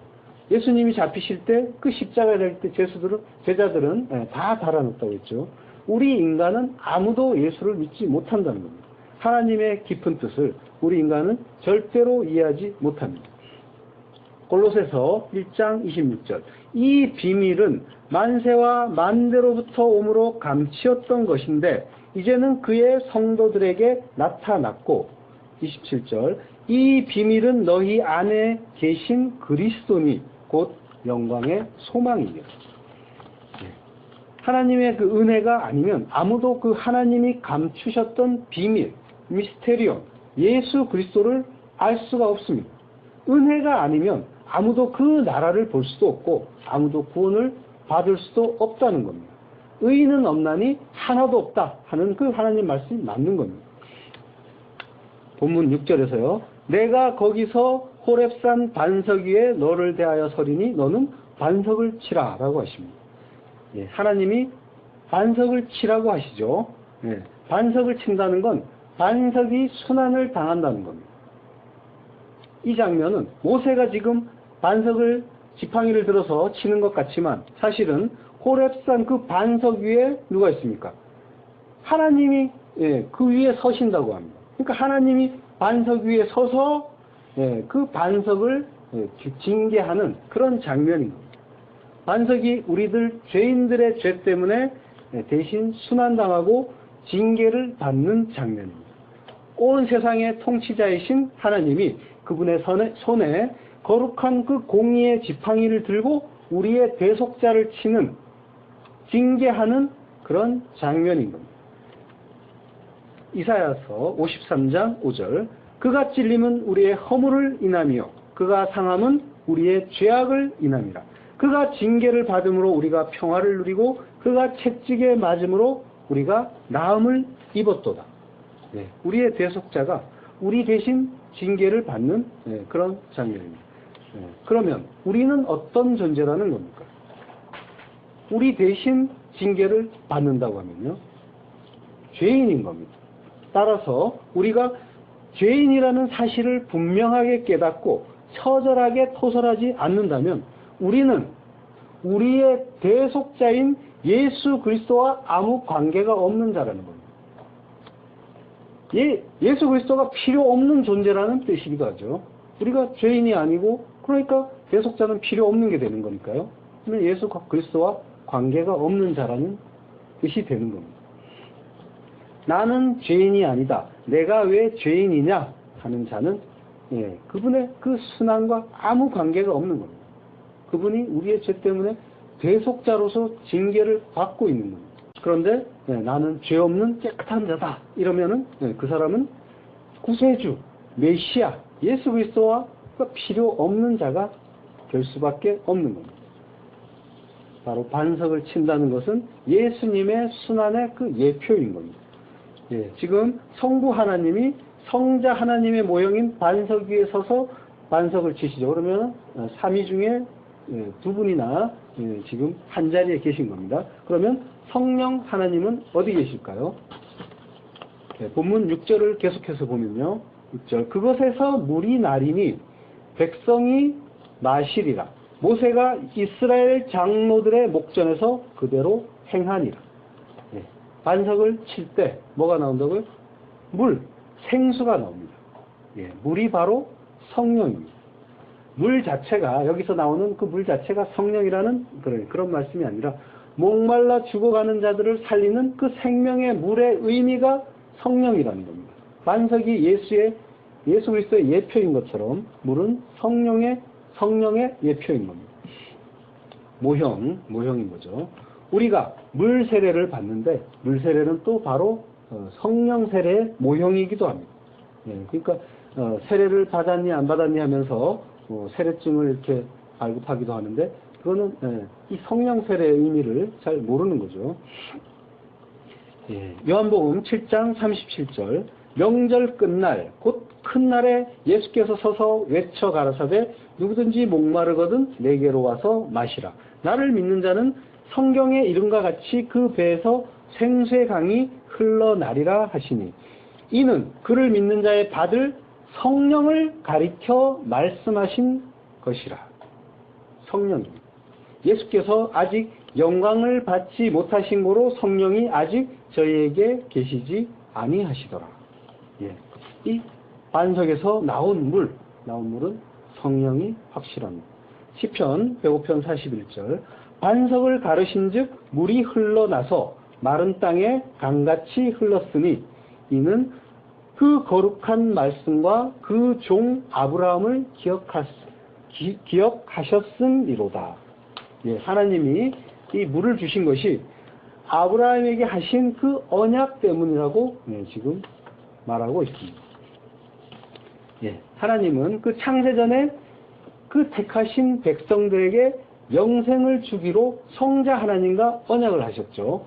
그 언약은 변함이 없고 흔들림도 없습니다. 그 약속을 따라서 지금 이 생명의 물을 주시는 겁니다. 하나님 자기 아들을 죽이시면서까지 그 약속을 신실하게 수행하고 계시는 중입니다. 그런데 우리가 자기 아들을 죽이면서까지 그 지켜가시는 하나님의 크신 사랑과 그 약속 앞에서 기껏 일상의 여유를 위한 그런 기도나 하고 있어야 하겠습니까? 이 거대한 하나님의 구속사가 어디로 향하고 있는지 하나님의 입장에서 우리는 한 번쯤 생각해 보아야 합니다. 우리에게 자녀를 주신 뜻도 바로 그것입니다. 하나님 아버지의 마음을 부모 마음 몰라주는 그 자녀들을 통해서 좀 알라는 겁니다. 그 자녀들을 내 생명으로 생각하면서 그들을 내 힘과 내 행복의 확장이라는 측면에서 보아서는 안 되는 겁니다. 하나님이 반석을 치라고 하시는데 그 치라는 말이 낙하라고 합니다. 낙하라는 말은 단순히 때린다가 아니라 때려 죽이라는 때립니다. 죽이는 때림입니다. 예수님이 그 십자가에 달려서 죽으신 것이 우연한 사건이 아니라는 뜻입니다. 하나님은 그 대속자를 우리 죄인들을 대신해서 징계하실 계획인데 이 대속자를 하나님은 죽일 작정을 하고 계신다는 뜻입니다. 그걸 이 낙하라는 단어에서 우리는 알 수가 있습니다. 그래서 예수님이 그 땀이 피가 되도록 기도하시고 그러면서 하나님의 그 진노의 잔을 할 수만 있다면 지나가게 해달라고 말씀을 하시지만 그것이 절대로 허락되지가 않는 겁니다. 하나님의 뜻 속에서 예수님은 반드시 죽어야 하는 겁니다. 지금 반석을 모세가 두드리는데요. 그 반석은 죽이기 위해서 두드려지는 겁니다. 예수님은 이처럼 죽기 위해서 오셨습니다. 반석을 치고 그래서 그 죽도록 두드리는 그 모습 속에서 우리는 그 하나님의 그 우리를 향한 분명한 그 약속 그리고 그 뜻을 예수님을 죽여서까지 이행하시겠다는 그 다짐을 우리는 새삼 확인을 할 수가 있습니다. 반석을 칠 때, 죽도록 두드릴 때 어떤 일이 일어납니까? 마태복음 7장 7절 구하라 그러면 너희에게 주실 것이요 찾으라 그러면 찾을 것이요 문을 두드리라 그러면 너희에게 열릴 것이니 구하는 이마다 얻을 것이요 찾는 이가 찾을 것이요 두드리는 이에게 열릴 것이니라. 이 말씀도 우리가 뭔가를 얻어내기 위해서 일상에 무언가를 얻어내기 위해서 많이 쓰는 그런 대목이기도 하죠. 이 성경을 제대로 보지 못하면 이 구절의 의미를 그 속 내용을 알지 못하고 이 겉으로 보이는 하나님 뭔가 나에게 내가 원하는 거 다 주시려나 보다 이렇게 보게 된다는 겁니다. 병행 구절 누가복음 11장 13절을 보면요. 이 말씀의 참 뜻이 나옵니다. 너희가 악할지라도 좋은 것을 자식에게 줄 줄 알거늘 하물며 너희 천부께서 구하는 자에게 성령을 주시지 않겠느냐 하시니라. 그러니까 열심히 구하고 찾고 두드리면은 무엇을 주신다는 겁니까? 바로 성령을 주신다는 겁니다. 열심히 두드리면 하늘문이 열리고 성령이 오시고 그리고 영원한 생명을 주신다고 하는 겁니다. 하나님은 영원한 생명, 진짜 좋은 그것을 주시기 위해서 우리를 이 땅을 살게 하시는 겁니다. 그 큰 하나님의 뜻은 우리가 수시로 잊어버리고 하나님이 뭐 이런 소원 하나 안 들어주시냐 하면서 하나님을 좁쌀 영감으로 만들어 버리시면 안 되는 겁니다. 우리는 하나님이 약속하신 그 구원, 그걸 찾고 구해야 하는 겁니다. 그리하여 그 보물, 진리의 영, 성령을 찾아야 하는 겁니다. 내 일상을 위한 그 필요를 구하는 걸 기독교로 오해해서는 절대로 안 됩니다. 하늘에 우리를 위한 선물이 가득하게 준비가 되어 있는데 왜 구하지 않느냐? 구해라, 봐라, 구하라고 하지 않느냐? 너희에게 주신다고 하지 않느냐? 이 구절을 이런 식으로 사용하는 그런 설교자들이 많이 있습니다. 그렇지만 그건 기독교가 아니라 다른 종교입니다. 하나님은 아브라함과 한 그 구원의 약속, 그 구원의 약속, 아브라함과 한 약속은 또 창세전에 그 아들과 한 그 약속의 그 또 모형이기도 합니다. 하나님은 그 약속만을 행하실 분입니다. 그걸 향해서 하나님은 그 구속사를 운행하고 계신 겁니다. 그래서 이 하나님이 택한 자, 그 자를 하나하나 끌어올려서 마지막 그 택한 자까지 다 구원해서 올라가게 되면 진리를 깨달아서 이 하나님 하늘나라 백성이 되면 그 즉시 이 땅은 이 역사는 폐해지고 이 세상은 멸해질 것입니다. 우리는 그 하나님의 뜻을 이 성경 속에서 반드시 발견해야 합니다. 예수님이 십자가에 달려서 죽으실 때 성소에서 휘장이 찢어지는 사건이 벌어졌죠. 이것은 예수님의 몸이 찢어진 것과 같은 일입니다. 제 말이 아니고요. 히브리서 10장 20절 그 길은 우리를 위하여 휘장 가운데로 열어놓으신 새롭고 산 길이요 휘장은 곧 저희 육체니라. 그러니까 반석을 두드려서 반석이 쪼개지고 그리고 휘장이 찢어지고 하는 일이 같은 의미라는 겁니다. 그래서 예수가 죽어야 하늘문이 열리고, 그리고 성령이 오시고, 그리고 그 성령으로 인해서 우리가 그 영원한 생명의 그 물을 마시게 되는 겁니다. 예수님은 죽기 위해서 오신 분입니다. 우리 때문에요. 그분은 반드시 죽어서 그리스도 예수가 되어야 합니다.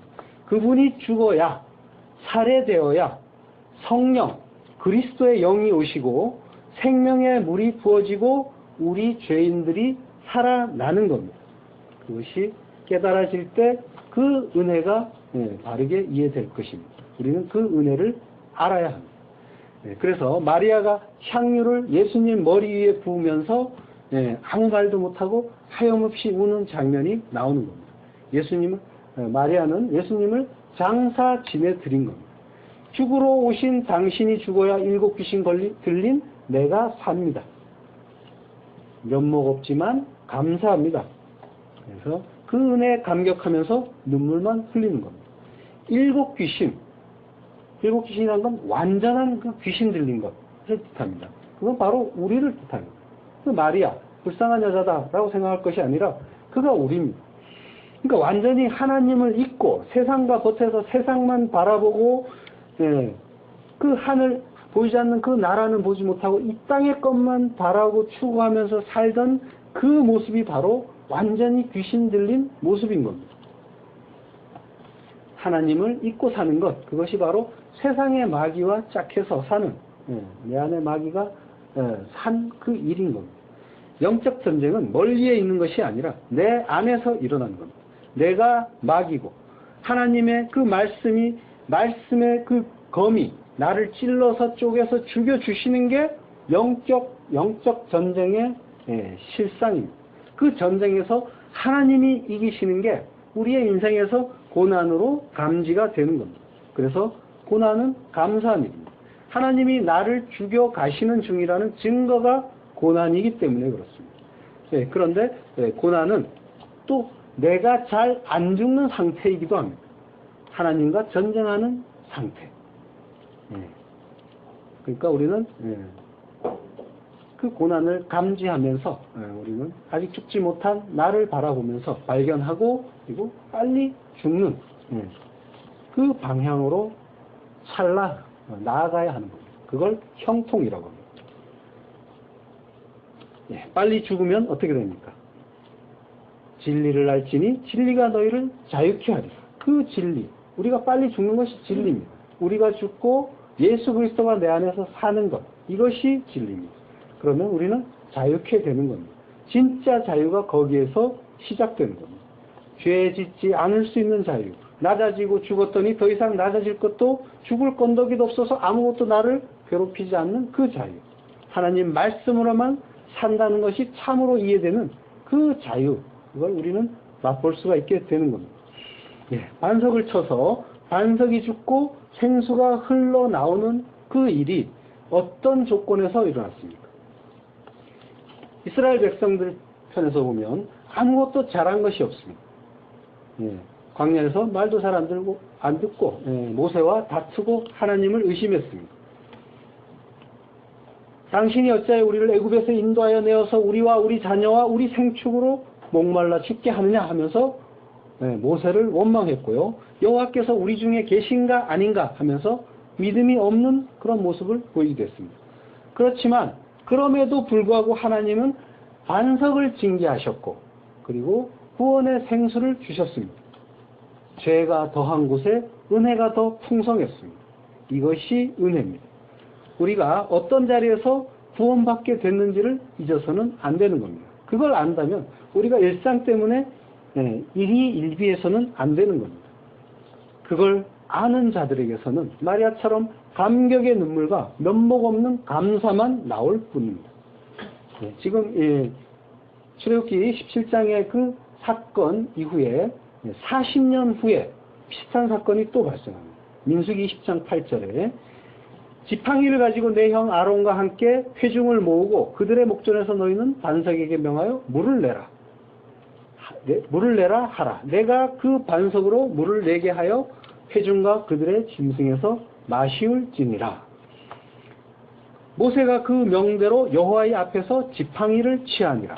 그 손을 들어 그 지팡이로 반석을 2번 치매 물이 많이 솟아나오므로 회중과 그들의 짐승이 마시니라. 여호와께서 모세와 아론에게 이르시되 너희가 나를 믿지 아니하고 이스라엘 자손의 목전에 나의 거룩함을 나타내지 아니한 거로 너희는 이 총회를 내가 그들에게 준 땅으로 인도하여 드리지 못하리라 하시니라. 예, 비슷한 사건인데요. 근데 그 첫 번째 사건 우리 본문에서는 아무 말씀도 안 하셨는데 지금 민수기 10장에서는 하나님이 모세와 아론을 징계하십니다. 그래서 모세가 느보산에서 죽는 사건이 나중에 나타나죠. 그 가나안 땅으로 들어가지 못하는 일이 바로 여기에서 나타납니다. 예, 여기가 이제 어디냐 하는 이름은 똑같습니다. 다 무리바라고 합니다. 13절에 민수기 10장 13절에 보면요.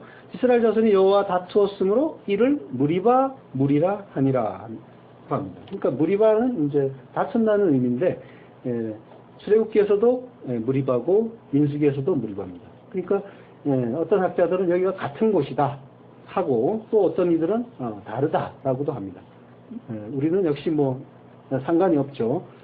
학자들에게나 중요하지 우리에게는 중요하지 않습니다. 우리에게 중요한 것은 이스라엘 백성 우리가 하나님과 다투었다는 것이고요. 그리고 우리가 인생을 살면서 지금 엄청나게 하나님과 다투고 그리고 하나님을 원망하면서 살고 있는 그 모습을 우리는 이 이스라엘 백성들의 태학을 보면서 우리는 확인할 수가 있습니다. 우리의 모습입니다.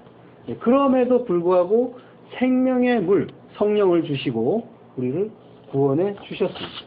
그리고 또 하나 짚고 갈 것은 모세가 반석을 똑같이 두드렸는데 처음에는 괜찮았고 나중에 한 것은 하나님께 이제 야단을 맞았다는 거죠. 무엇 때문에 이런 야단을 맞고 그리고 가나안 땅에 들어가지 못하는 그런 벌을 받았을까요? 모세가 가나안 땅에 들어가지 못하는 표면적인 공식적인 이유는 바로 이 조금 전에 읽은 민수기 10장에 있죠. 그렇지만은 그 속사정을 우리가 이제 신학적인 이유로 또 들여다보면은 모세는 율법의 상징인 그 모세 오경의 저자입니다. 그러니까 하나님은 천국은 율법의 행위로 들어가는 것이 아니라 은혜로만 들어간다라는 걸 또 우리에게 보여주시기 위해서 모세를 들어가지 못하게 하는 겁니다. 그리고 그 대신에 예수를 뜻하는 여호수아를 통해서 앞세워서 이스라엘 백성 구원받은 교회를 그 땅에 들어가게 하는 그런 모습을 보여주죠. 그리고 우리는 또 모세가 천국에 들어갔느냐 못 들어갔느냐 이제 이런 것까지는 고민하실 필요 없습니다. 변화산에서 모세와 엘리야가 예수님과 이야기를 나눈 장면을 또 볼 수가 있습니다. 어쨌든 모세는 반석을 치는 바람에 가나안 땅에 들어가지 못했단 말입니다. 근데 이 행위는 도대체 어떤 의미길래 무엇이 잘못됐길래 하나님이 이처럼 징계를 하셨을까요? 거기에 대한 답이 로마서 6장 9절에 있습니다. 이는 그리스도께서 죽은 자 가운데서 사셨음에 다시 죽지 아니하시고 사망이 다시 그를 주장하지 못할 줄을 알미로다. 그의 죽으심은 죄에 대하여 단번에 죽으심이요 그의 살으심은 하나님께 대하여 살으심이니. 바로 이것입니다. 예수 그리스도는 죄에 대하여 단번에 죽으셨습니다. 그로 인해서 영원히 죄의 문제가 해결이 됐습니다. 이걸 영단번이라고 하죠. 그 반석이 지팡이에 맞아서 모든 우리 죄의 문제가 해결이 됐기 때문에 반석은 다시 맞아서는 안 되는 겁니다. 다시 맞아서 죽어서는 안 되는 겁니다. 히브리서 9장 26절 그리하면 그가 세상을 창조할 때부터 자주 고난을 받았어야 할 것이로되 이제 자기를 단번에 제사로 드려 죄를 없게 하시려고 세상 끝에 나타나셨느니라. 이와 같이 그리스도도 많은 사람의 죄를 담당하시려고 단번에 들이신 바 되셨고. 그러니까 예수 그리스도의 그 순환과 그 십자가는 영단번으로 전 시대 전 역사의 모든 인류를 구원하신 겁니다. 그 영단번의 죽으심, 그 죽으심으로 인한 그 대속, 이것을 믿으시고 그리고 우리는 감사해야 하는 겁니다. 우리가 그 영단번에 죽으심, 그 죄의 해결을 믿지 못하기 때문에 어떤 일들을 행하느냐면요, 날마다 하나님 오늘도 우리는 이런 죄를 졌고 이런 죄를 졌고 이런 죄를 졌습니다 하면서 그런 기도를 하고 있는 것이 바로 예수를 반석에서 또다시 치고 치는 그런 일인 겁니다. 그게 또 예수를 십자가에 또 매달아서 못 박고 죽이는 일이기도 합니다. 이것은 죄를 회개하지 말라는 말씀도 아닙니다. 그 일이 그런 의미가 있다는 걸 알라는 겁니다. 우리가 진짜로 해야 할 그 회개는 하마르티아, 관역이 잘못된 하타라는 그 근본적인 죄, 내가 스스로 하나님이 되어서 내 선악의 체계로 나에게 좋은 것만 끌어당기고 싶어하는 그 죄, 그래서 본능적으로 이 땅의 것들을 추구하는 그 죄에서 돌이켜서 하나님과 하나님 나라, 그 나라를 향해서 관역을 정확하게 설정하고 나아가는 그 회개, 그 회개를 해야만 진짜 회개가 되는 것이고 그 죄에서 벗어나는 길인데, 근데 그 회개는 하지 않고 날마다 나의 이런저런 그 행위만 회개하고 있다면 이것이 예수 또 죽이는 일이라는 겁니다. 어쨌든 그 회개조차도 하지 말라는 말이 아닙니다. 하되 나는 그 하마르티아의 그 죄에서 돌이키지 못하고 진짜 회개하지 못하고 나는 오늘 또 예수를 죽이고 있구나, 또 예수를 못 박는 죄인이구나 하는 그 나의 그 불가능, 이걸 처절하게 깨달으시라는 그런 말씀입니다. 그런데 비록 모세가 잘못을 저질렀지만 이번에도 역시 이 민수기에서도 은혜의 생수는 흘러나왔습니다. 우리는 비록 날마다 반석을 치고 예수님을 십자가에 못 박는 그 죄를 저지르고 있지만 하나님은 그런 우리를 돌아보아 주시고 그리고 구원의 그 약속을 지켜가고 계신 겁니다. 참으로 하나님은 오래 참으시는 하나님이시고 모든 은혜의 하나님. 그 여러 가지 그 반석에 관한 성경 구절을 들어드리면서 이 반석이 역시 또 그리스도라는 것을 말씀드렸고요. 또 여전히 역시 성경은 예수 그리스도에 대해서만 이야기하고 있구나. 그리고 예수 그리스도는 우리를 대속하는 그 구세주고 메시아고, 그래서 우리의 구원을 이야기하고 있구나. 성경은 그리고 하나님 말씀은 전부 거기에만 집중되어 있다는 것을 다시 한번 확인하셨기를 바랍니다. 기도하겠습니다.